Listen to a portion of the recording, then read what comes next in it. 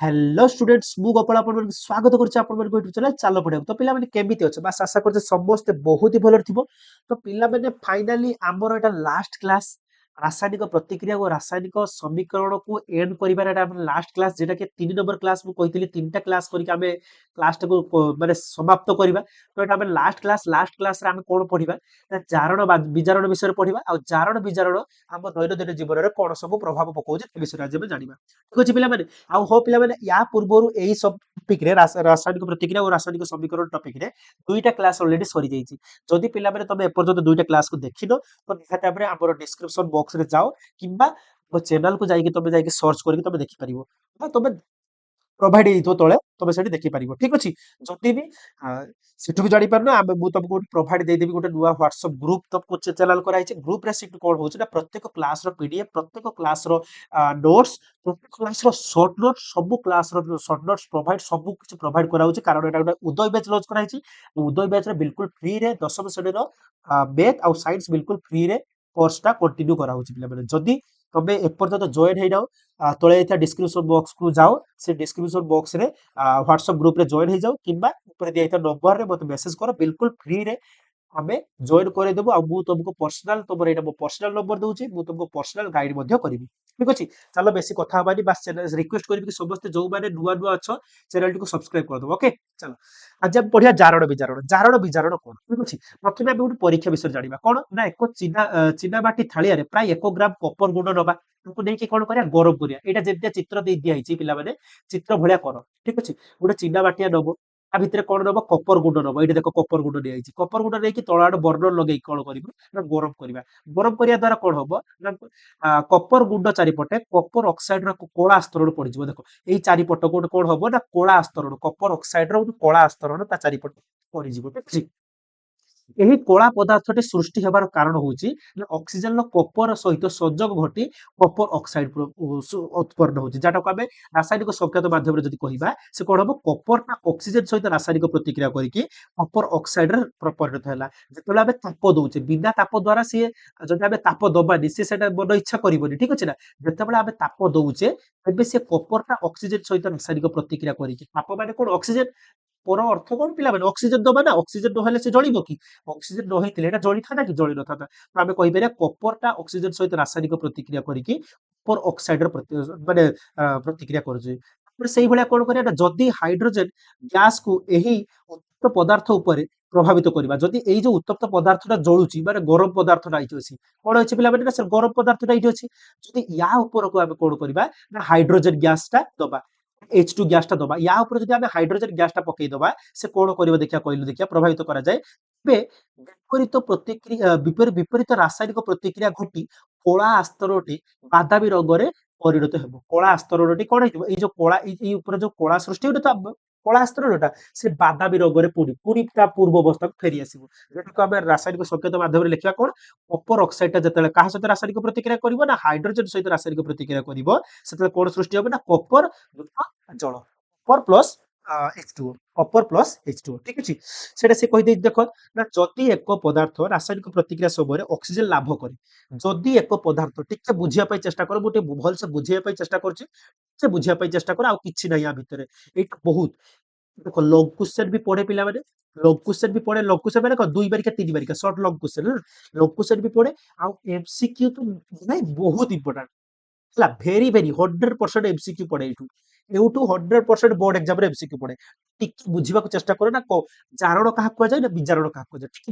ଭଲସେ ବୁଝିବା ପାଇଁ ଚେଷ୍ଟା କର ଠିକ ଅଛି ଯଦି ଏକ ପଦାର୍ଥ ରାସାୟନିକ ପ୍ରତିକ୍ରିୟା ସମୟରେ ଅକ୍ସିଜେନ ଲାଭ କରେ ସେ କଣ କହିଛି ନା ଯଦି ଏକ ରାସାୟନିକ ପଦାର୍ଥ ଜାରଣ ସମୟରେ କଣ କରୁଛି ନା ପ୍ରତିକ୍ରିୟା ସମୟରେ ଅକ୍ସିଜେନ ଲାଭ କରୁଛି ତେବେ ପଦାର୍ଥଟି ଜାରିତ ହଉଛି ବୋଲି କୁହାଯିବ ସେଇଭଳିଆ ଯଦି ସେ କଣ ରାସାୟନିକ ପ୍ରତିକ୍ରିୟା ସମୟରେ ଅକ୍ସିଜେନ ହରାଇ ବସୁଛି ପିଲାମାନେ ଯଦି ସେ ରାସାୟନିକ ସମୟରେ ଅକ୍ସିଜେନ ହରାଇ ବସୁଛି ତେବେ ତାକୁ ଆମେ ବିଜାରିତ ବୋଲି କହୁଛୁ ଦେଖ ପିଲାମାନେ ଏଇଠି ଦେଖ ଭଲସେ ଦେଖ ଏଠି କଣ ହେଲା ନା ସାର୍ କପରଟା ଏକା ଥିଲା ଏଠି କପରଟା ଏକା ଥିଲା ଯେତେବେଳେ ରାସାୟନିକ ପ୍ରତିକ୍ରିୟା ଅକ୍ସିଜେନ ସହିତ ରାସାୟନିକ ପ୍ରତିକ୍ରିୟା ଘଟିଲା ସେ କୋଉଥିରେ ପରିଣତ ହେଲା ନା କପର ଅକ୍ସାଇଡରେ ପରିଣତ ହେଲା ପିଲା ସେ କୋଉଥିରେ ରାସାୟନିକ ଏଇଟା କି ପ୍ରକାର ରାସାୟନିକ ପ୍ରତିକ୍ରିୟା ନା ପ୍ରଥମତଃ ହচ্ছে ସଂଶ୍ଳେଷଣ ରାସାୟନିକ ପ୍ରତିକ୍ରିୟା କାରଣ ଦୁଇଟା ପ୍ରତିକାରକ ମିଶିକି ଗୋଟିଏ ଉତ୍ପାଦନ ସୃଷ୍ଟି କରୁଛି ମାନେ ସଂଶ୍ଳେଷଣ ରାସାୟନିକ ପ୍ରତିକ୍ରିୟା ଠିକ ଅଛି।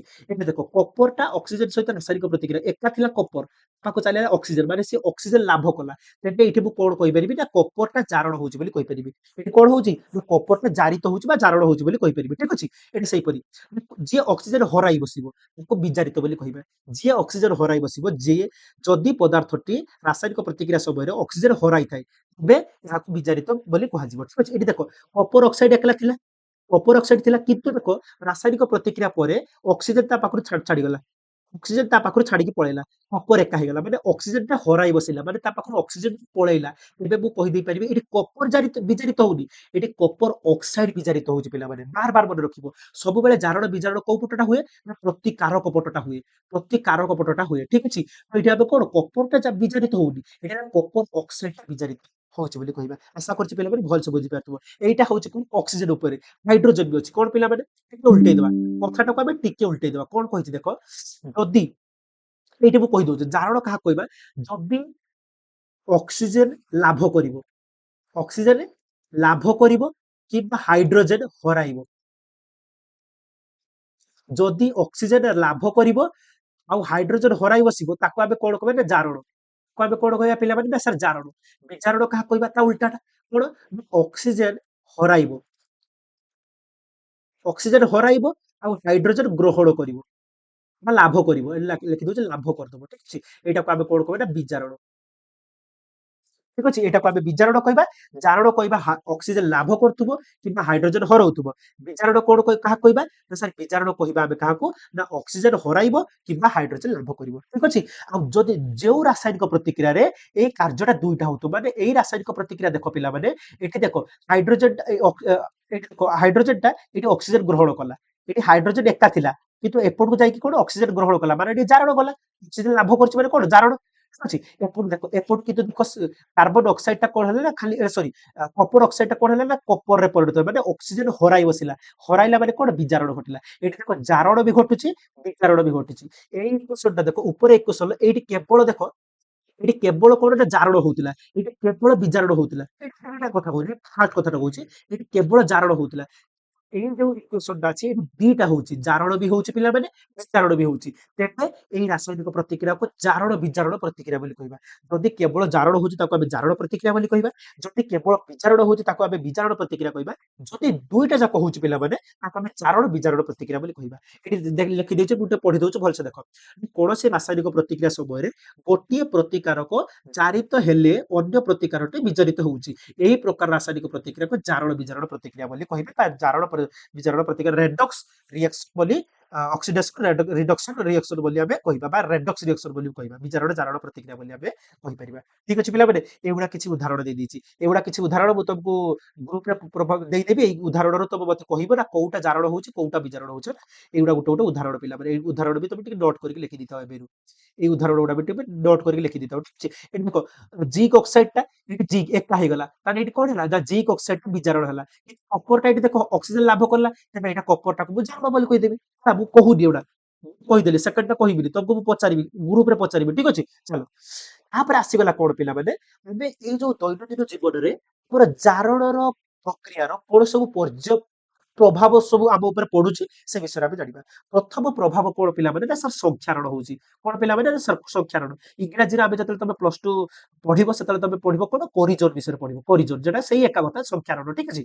ଦେଖ ପିଲାମାନେ ଯଦି ଆମେ ଗୋଟେ ଲୌହ ନିର୍ମିତ ଦ୍ରବ୍ୟ ଯେକୌଣସି ଗୋଟେ କଣ୍ଟା ନେଇଯାଉ ଯାହା କୌଣସି ତମେ ଗୋଟେ ଲୁହାର ତିଆରି ବା ଧାତୁରେ ତିଆରି ଯାହା ଯେକୌଣସି ଗୋଟେ ସବୁ ଧାତୁ ନୁହଁ ଯେକୌଣସି ଗୋଟେ ଲୁହା ଲୁହା କଥା କହୁଛି ହେଲା ଲୁହାଟାକୁ ନେଇକି ତମେ ବାହାରେ ପକେଇଦବ ବାହାରେ ପକେଇ ସାରିଲା ପରେ ଦେଖିବ ତମେ ଗୋଟେ ଉଜ୍ଜଳ ବସ୍ତୁ ମାନେ କଣ ଗୋଟେ ଗୋଟେ ଉପରେ ଗୋଟେ ଆବରଣ ମାଡି ବସିଥିବ ତା ଉପରେ ଗୋଟେ ଲୁହାଟା ତ ଏମିତିକା ଥିବ ତାପରେ ଦେଖ ତମର ଦେଖିଥିବ ସ୍କୁଲରେ ଦେଖିଥିବ ତମର ଯୋଉ ଡୋର ଥାଏ ସ୍କୁଲରେ ଯୋଉ ତମର ଗେଟ୍ ନାହିଁ କି ଲୁହାର ଗେଟ୍ ସେଗୁଡା ଦେଖ ଚାରିଆଡକୁ ଧରିବ ତମକୁ ଚିକ୍କଣ ଲାଗେନି ତାପରେ ଖଦଡିଆ ଲାଗିବ ମାନେ ତାପରେ କିଏ ଗୋଟେ ମାଡି ବସିଲା ଭଳି ଲାଗିବ ଯାହାକି ତମ ସାଧାରଣ ଭାଷାରେ ତମେ କହୁଛ ନା କଳଙ୍କି ଲାଗୁଛି ବୋଲି କହୁଛ ସେଇଟା କହିଲେ ଆମେ ଜାଣିଛୁ ଲୌହ ନିର୍ମିତ ଦ୍ରବ୍ୟ ନୂତନ ଅବସ୍ଥାରେ ଉଜ୍ଜଳ ଓ ମସୃଣ ଦେଖ ହୋଇଥାଏ ଯେତେବେଳେ ନୂଆ ଆଣିଥାଏ ଲୁହା ଜିନିଷଟାକୁ ପୁରା ଉଜ୍ଜଳ ମସୃଣ ପୁରା ଚିକ୍କଣ ଭଳିଆ ଦେଖାଉଥିବ।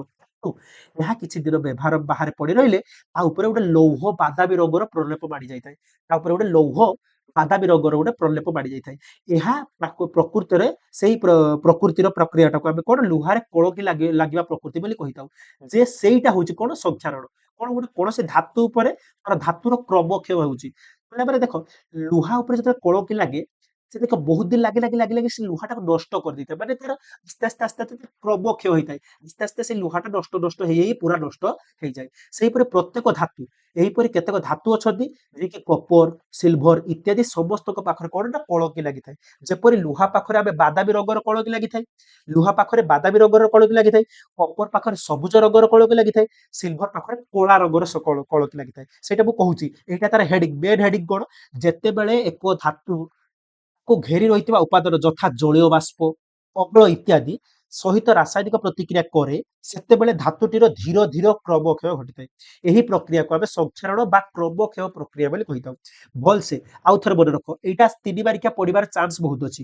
ଯେତେବେଳେ ଏକ ଧାତୁ ତାକୁ ଘେରି ରହିଥିବା ଉପାଦାନ ଗୁଡିକ ଯଥା ଜଳୀୟ ବାଷ୍ପ ଓ ଅମ୍ଳ ଇତ୍ୟାଦି ତା ସହିତ ରାସାୟନିକ ପ୍ରତିକ୍ରିୟା କରେ ସେତେବେଳେ ଧାତୁର ଧୀରେ ଧୀରେ କ୍ରମକ୍ଷୟ ଘଟେ। ମାନେ ତା ଉପରେ ଆସ୍ତେ ଆସ୍ତେ ସେ ନଷ୍ଟ ହେଇ ହେଇ ଯାଏ। ସେଇ ପ୍ରକ୍ରିୟାଟାକୁ ଆମେ କଣ କହିଥାଉ ନା ସଂକ୍ଷାରଣ ବୋଲି କହିଥାଉ ବା ତାକୁ ଆମେ କ୍ରମକ୍ଷୟ ବୋଲି କହିଥାଉ। ବା ତାକୁ ଆମେ କଣ କହିଥାଉ ନା କ୍ରମକ୍ଷୟ ବୋଲି କହିଥାଉ। ଠିକ ଅଛି। ସଂକ୍ଷାରଣ ହେତୁ ମୋଟର ସାଇକେଲ ଗାଡି ହେଲା ମୋଟର ଗାଡି, ପୋଲ, ଲୁହା ବାଡ ଠିକ ଅଛି ଜାହାଜ ଏବଂ ଧାତୁ ନିର୍ମିତ ସମସ୍ତ ବସ୍ତୁ ବିଶେଷ କରି ଲୌହ ନିର୍ମିତ ବସ୍ତୁ ଗୁଡିକ କ୍ଷୟ ହୋଇଥାଏ। ଲୁହାର ସଂକ୍ଷାରଣ ଏକ ସମସ୍ୟା ଗୁରୁତ୍ୱ ମାନେ ଦେଖ ଏ ଲୁହାର ସଂକ୍ଷାରଣଟା ଏକ ଗୁରୁତର ସମସ୍ୟା ବହୁତ ଖତରନାକ ସମସ୍ୟା। ସେଥିପାଇଁ ଦେଖ ତମେ ଯେତିକି ସାଇକେଲ ସବୁ ବ୍ୟବହାର କର ସାଇକେଲର ହେଣ୍ଡେଲ ଦେଖିଛ ପିଲାମାନେ ସେଇ ହେଣ୍ଡେଲରେ ଦେଖ ଗୋଟେ ପ୍ରକାର କଲର ଦିଆହେଇଥାଏ। କଲର ଆକ୍ଚୁଆଲି ସେଟା ନୁହଁ ସେଟା ଆଗକୁ ଆମେ ପଢିବା ଠିକ ଅଛି। ସପ୍ତମ ଶ୍ରେଣୀରେ ଅଛି ତମର ଠିକ ଅଛି। ବିଦ୍ୟୁତ ପ୍ରଲେପନ ସେଟାକୁ କହିଥାଉ ଠିକ ଅଛି। ସେଟା ଦିଆ ହେଇକି ସେଠି ଦେଖ ଆଉ ସେଠି କଳକି ଲାଗିନା ପୁରା ଚିକ୍କଣ ଦେଖାଯାଇଥାଏ। ଯଦି ଖାଲି ଲୁହାଟା ଯଦି ତମର ସେଇ ହେଣ୍ଡେଲଟା ଦିଆ ହେଇଥାନ୍ତା ତମେ 2 ଦିନ ଭିତରେ ସବୁ କଳକି ଲାଗିକି ନଷ୍ଟ ହେଇଯାଇଥାନ୍ତା ସାଙ୍ଗେ ସାଙ୍ଗେ। ବର୍ଷେ ଭିତରେ ତମର ଖତମ। ତମ ସାଇକେଲ ନଷ୍ଟ ହେଇଯାଇଥାନ୍ତା ଠିକ ଅଛି ନା। ସେଥିପାଇଁ ଆମେ ଦେଖ ସବୁ ପ୍ରକାର ଲୁହା ଜିନିଷକୁ ଆମେ କଲର କରିଦଉଛେ ହଁ କି ନା ଯାହା ଫଳରେ ତା ଭିତରେ ସିଏ କୌଣସି ଏଇ ଯୋଉ ଜଳୀୟ ବାଷ୍ପ ଓ ଅମ୍ଳ ସହିତ ରାସାୟନିକ ପ୍ରତିକ୍ରିୟା କରିକି ସେ ଯେମିତି ସଂକ୍ଷାରଣ ନ କରୁ ସେଥିପାଇଁ ଆମେ ଏଟାକୁ କଲର ମାରି ଦେଇଥାଉ ହେଲା। ନଷ୍ଟ ନ ହେଇଯିବା ପାଇଁ ଲୁହା ଜିନିଷ ଆ ବଦଳାଇବା ପାଇଁ ପ୍ରତିବର୍ଷ ପ୍ରଚୁର ବ୍ୟୟ ସବୁ ହୋଇଥାଏ। ହଁ ସେଥିପାଇଁ ଆମେ ତାର ନିରାକରଣ କଣ ସେଟା ଆମେ ଧାତୁ ଅଧାତୁ ବିଷୟରେ ପଢିବି କଣ କଣ କଲେ ସଂକ୍ଷାରଣରୁ ଦୂରେଇବା ଠିକ ଅଛି ପିଲେ। ତାପରେ ଆମେ କଣ ନା ଏଇ ଯୋଉ ଜାରଣକୁ ଆମ ଦୈନନ୍ଦିନ ଭିତରେ ସଡା ବସ୍ତା ବି ମଧ୍ୟ ବହୁତ ମାନେ କ୍ଷତି ପହଞ୍ଚାଏ ଜାରଣ ଦ୍ଵାରା ଠିକ ଅଛି। ବହୁତ ଦିନ ଗୋଟେ ଜିନିଷ ବହୁତ ଦିନ ରହିଯାଇଥିବା ଖାଦ୍ୟ ପଦାର୍ଥ ଶୁଙ୍ଗିବ କିପରି ଲାଗିବ ଚାଖିବ କି? ଚାଖିବ କି ରେ ପିଲେ ନା ସାର୍ ବାସି ଯାଇଥାଏ ନଷ୍ଟ ହେଇଯାଇଥାଏ ଦୁର୍ଗନ୍ଧ ଦେଉଥାଏ ହଁ କି ବହୁତ ଦିନ ଧରି ରହିଯାଏ ଚର୍ବି ତେଲ ବାୟୁ ସ୍ପର୍ଶରେ ଆସି ସେ ଜାରିତ ହେଇଯାଆନ୍ତି। କଣ ହେଇଥାନ୍ତି ଜାରିତ ମାନେ ଅକ୍ସିଜେନ ଦେଖ କିଛି ଜିନିଷଟା ଗୋଟେ ତେଲଟା କଣ ପିଲାମାନେ ତେଲଟା ଅକ୍ସିଜେନ ସହିତ ଆସିକି ସେ କଣ ହେବ ନା ଅକ୍ସିଜେନକୁ ଗ୍ରହଣ କରିଦବ ମାନେ କଣ ହେଇଯିବ ଜାରିତ ହେଇଯିବ ସେ କଣ ହେଇଯିବ ପିଲେ ନା ସେ ଜାରିତ ହେଇଯିବ। ଆଉ ଜାରିତ ହେଇଯିବ ମାନେ ସେ କଣ ହବ ତାର ଟିକେ ଖାଲି ରହିଯାଉ ପିଲେ ଲିଭେଇ ଦଉଛି ହଁ। ସେ ଯଦି ଜାରିତ ହେଇଯିବ କଣ ହବ ଯାହା ଫଳରେ ତାର ଗନ୍ଧ ଆଉ ସ୍ୱାଦ ବଦଳିଯିବ ସ୍ୱାଦ ଖଟାଳିଆ ଆସିବ ବହୁତ ଅପରିଷ୍କାର ଗନ୍ଧ ଦବ ଠିକ ଅଛି। ସେଥିରୁ ରୋହଣିଆ ଗନ୍ଧ ବାହାରୁଛି ବୋଲି ଆମେ କହିଥାଉ। ଯେଉଁ ପଦାର୍ଥ ଜାରଣକୁ ନିରୋଧ କରେ ତାକୁ ପ୍ରତିଜାରକ ବୋଲି କୁହନ୍ତି। ଯେଉଁ ପଦାର୍ଥଟା କଣ କରନ୍ତି ନା ଜାରଣକୁ ନିରୋଧ କରନ୍ତି ମାନେ ଜାରଣକୁ ଅଟକାନ୍ତି ତାକୁ ଆମେ ପ୍ରତିଜାରକ ବୋଲି କହିଥାଉ। ଆଉ ବିଭିନ୍ନ ପ୍ରକାରର ଖାଦ୍ୟ ସାମଗ୍ରୀରେ ଏହି ପ୍ରତିଜାରକ ମିଶା ଯାଇ ବହୁତ ଦିନ ପର୍ଯ୍ୟନ୍ତ ସଂରକ୍ଷଣ କରିଥାଉ। ଆମେ ଟାଇଟ୍ ଜାରରେ ଏଇଟା ଦେଖ ଲେଖା ହେଇଛି ଆମେ ସେଟାକୁ ବିରୋଧ କେମିତି କରିବା ନା ଯୋଉଠି ଆମକୁ ଭିତରକୁ ଅକ୍ସିଜେନ ପୁରେଇତେ ଦବାନି ଗୋଟେ ଜାର ନେଇଯିବା ତାକୁ ଆମେ ଟାଇଟ୍ କରିଦବା ମାନେ ଏୟାର ଟାଇଟ୍ କଣ୍ଟେନର ମାନେ ବାୟୁ ରୋଧୀ ତା ଭିତରକୁ ବାୟୁ ପଶି ପାରିବ ନାହିଁ। ତା ଭିତରକୁ ବାୟୁ ପଶିଲେ ସିନା ସେ କଣ କରିବ ନା ଅକ୍ସିଜେନ ସହିତ ବାୟୁ ସହିତ ରାସାୟନିକ ପ୍ରତିକ୍ରିୟା କରିକି ଜାରଣ ହବ। ଯଦି ତା ଭିତରକୁ ବାୟୁକୁ ମୁଁ ପୁରେଇବାକୁ ଦେବିନି ଅଲରେଡି ତା ପାଖରେ ବାୟୁ ଟିକେ ଟିକେ ଥିବ ସେଥିପାଇଁ ତାର ଜାରଣ ପ୍ରକ୍ରିୟାଟା ମନ୍ଥର ହେଇଯିବ ପୁରା ଧୀରେ ହେଇଯିବ ଆହୁରି ବହୁତ ଦିନ ପର୍ଯ୍ୟନ୍ତ ଗୋଟେ ଜିନିଷ ରହିପାରିବ ଠିକ ଅଛି। ଫଳରେ ସେ ଅଧିକ ସଂରକ୍ଷଣ ସହଜ ହୋଇଥାଏ। ଆଉ କଣ ପିଲାମାନେ ଆମେ ଜାଣିଲୁ କଣ ଜାଣିଲେ ଆଶ୍ଚର୍ଯ୍ୟ ହବ ଯୋଉ ଚିପ୍ସ ଯୋଉ ତମେ ଲେଜ ଯୋଉ ତମେ ଖାଉଛ ସେ ଦେଖିବ ଲେଜ କଣ ଖାଉଛ ନା ଚିପ୍ସ ଅଳ୍ପ ଥାଏ କିନ୍ତୁ ବାୟୁ ତା ଭିତରେ ବାୟୁ ଗ୍ୟାସ ଟା ଅଧିକ ଭରିଥାଏ। କାହିଁକି ଗ୍ୟାସ ଟା ଭରିଥାନ୍ତି କାରଣ ତାଙ୍କର ବି ଗୋଟେ ଟାର୍ଗେଟ ଥାଏ କଣ ପିଲେ ନା ସେ ଚିପ୍ସ ଅଧିକ ଦିନ ପର୍ଯ୍ୟନ୍ତ ଯେମିତି ରହୁ ମାନେ ଅଧିକ ଦିନ ପର୍ଯ୍ୟନ୍ତ ମାନେ କଣ ସିଏ ଯେମିତିକା ନଷ୍ଟ ନେଇ ହେଇଯାଉଥିବ ସିଏ ଯେମିତିକା ଗନ୍ଧ ନ ଛାଡୁ ସେ ଯେମିତିକା ତାର ସ୍ୱାଦ ଯେମିତି ନ ବଦଳେ ସେଥିପାଇଁ ତା ସେ ଯୋଉ ପ୍ୟାକେଟ ଭିତରେ ଆମେ କଣ ନା ନାଇଟ୍ରୋଜେନ ଗ୍ୟାସ ଭଳି ଗ୍ୟାସ ଭର୍ତ୍ତି କରିଥାନ୍ତି। ନାଇଟ୍ରୋଜେନ ଗ୍ୟାସ ସେଠି ଭର୍ତ୍ତି କରିବା ଦ୍ୱାରା ସେ ଅକ୍ସିଜେନ ଗ୍ୟାସ ପାଇବ ନାହିଁ। ଆଉ ଯଦି ଅକ୍ସିଜେନ ଗ୍ୟାସ ନ ପାଇବ ସିଏ କୌଣସି ଜାରଣ ପ୍ରତିକ୍ରିୟା କରିବ ନାହିଁ ଯାହା ଫଳରେ ଫଳରେ କି ସେ ଚିପ୍ସଟା ନଷ୍ଟ ହବ ନାହିଁ। ଭେରି ଭେରି ଭେରି ଇମ୍ପୋର୍ଟାଣ୍ଟ ପିଲାମାନେ ସେ ପଚାରିବ ଏମସିକ୍ୟୁ ରେ ପଚାରେ କଣ ନା ଚିପ୍ସ ଖୋଳରେ କେଉଁ ଗ୍ୟାସ ଭର୍ତ୍ତି କରାଯାଇଥାଏ। ଠିକ ଅଛି ଚିପ୍ସକୁ ଅଧିକ ଦିନ ପର୍ଯ୍ୟନ୍ତ ରଖିବା ପାଇଁ ତା ଭିତରେ କେଉଁ ଗ୍ୟାସ ଭର୍ତ୍ତି କରାଯାଇଥାଏ। ସେଠି ଅପସନ କଣ ହବ ପିଲାମାନେ ନା ନାଇଟ୍ରୋଜେନ ଗ୍ୟାସ ଭର୍ତ୍ତି କରାଯାଇଥାଏ। ଠିକ ଅଛି ପିଲାମାନେ ଫାଇନାଲି ପିଲାମାନେ ଆଜି ଆମେ କମ୍ପ୍ଲିଟଲି ରାସାୟନିକ ପ୍ରତିକ୍ରିୟା ଓ ରାସାୟନିକ ସମୀକରଣ କମ୍ପ୍ଲିଟ କରିଦେଲେ। ପିଲାମାନେ ଯଦି ତମେ 3ଟା କ୍ଲାସ ପୁରା ଫାଷ୍ଟ ଟୁ ଲାଷ୍ଟ ପର୍ଯ୍ୟନ୍ତ ଦେଖୁଛ ମୁଁ ଗ୍ୟାରେଣ୍ଟି ଦେଇ କହୁଛି ପିଲାମାନେ ଏଇ ବିଷୟରେ କୌଣସି ଡାଉଟ ତମ ମାନଙ୍କ ପାଖକୁ ଆସିବାକୁ ଦେଇନଥିବି। ଯଦି ତମ ମନ ଭିତରେ ଯଦି ବି କିଛି ଡାଉଟ ରହୁଯାଉଛି ତମେ ମତେ ପର୍ସନାଲି ଗ୍ରୁପରେ ମେସେଜ କରିଦବ। ଗ୍ରୁପରେ ମୁଁ ଯଦି ବି ତମକୁ ରିପ୍ଲାଏ ନ ଦେଇପାରିବି ଆମର ବଢିଆ ବଢିଆ ସବୁ ପିଲା ସବୁ ଅଛନ୍ତି ଗ୍ରୁପରେ ବଢିଆ ବଢିଆ ପିଲା ଅଛନ୍ତି ସେମାନେ ବି ତମର ଆନ୍ସର କୁ ଆଇଡେଣ୍ଟିଫାଇ କରିକି ତାର ଆନ୍ସର ଦେଇଦେବେ କ୍ୱେଶ୍ଚନ କୁ ଆଇଡେଣ୍ଟିଫାଇ କରିକି ତମର ଆନ୍ସର ଦେଇଦେବେ। ଯଦି ବି ସେମାନେ ନ ଦେଇ ପାରୁଛନ୍ତି ମୁଁ ଅଛି କିଛି ଅସୁବିଧା ନାହିଁ ମୁଁ ସବୁ ପିଲାମାନଙ୍କର ଡାଉଟ ସେଇଠି ସବୁ କ୍ଲିୟର କରିଦେବି ପ୍ରତ୍ୟେକ କ୍ଲାସ ସରିଲା ପରେ। ଠିକ ଅଛି ପିଲାମାନେ ଫାଇନାଲି ପିଲାମାନେ ଆଜି ପାଇଁ ଏତିକି ରଖୁଛେ ବହୁତ ଛୋଟ କ୍ଲାସ ହେଇଯାଇପାରେ କାହିଁକି ନା ଅଳ୍ପ ଥିଲା। ଠିକ ଅଛି ଫାଇନାଲି ପିଲାମାନେ ଆଜି ପାଇଁ ଏତିକି ରଖୁଛି ବାସ୍ ଚ୍ୟାନେଲଟିକୁ ସବସ୍କ୍ରାଇବ କରିଦେବ। ସବୁବେଳେ ମୁଁ ସବସ୍କ୍ରାଇବ କରିବା ପାଇଁ କାହିଁକି କହୁଛି କାରଣ ତମର ଗୋଟିଏ ସବସ୍କ୍ରାଇବର ବହୁତ ମୋଟିଭେଟ କରେ ନେକ୍ସଟ କ୍ଲାସ କରିବା ପାଇଁ। ଠିକ ଅଛି ତ ତମେ ଯେତେ ସବସ୍କ୍ରାଇବ କରିବ ମତେ ସେତେ ଅଧିକ ଏକ୍ସାଇଟ ହେଇକି ଆହୁରି ବଢିଆ ବଢିଆ କଣ୍ଟେଣ୍ଟ ନେଇକି ଆସିବି ତମମାନଙ୍କ ପାଇଁ ପଢାଇବା ପାଇଁ। ଠିକ ଅଛି ତ ଫାଇନାଲି ପିଲାମାନେ ଆଜି ପାଇଁ ଏତିକି ଦେଖା ହବା ନେକ୍ସଟ କ୍ଲାସରେ ନେକ୍ସଟ ଭିଡିଓରେ। ଆଜି ପାଇଁ ବିଦାୟ ଦିଅନ୍ତୁ। ଜୟ ହିନ୍ଦ ଜୟ ଜଗନ୍ନାଥ ଜୟ ଭାରତ।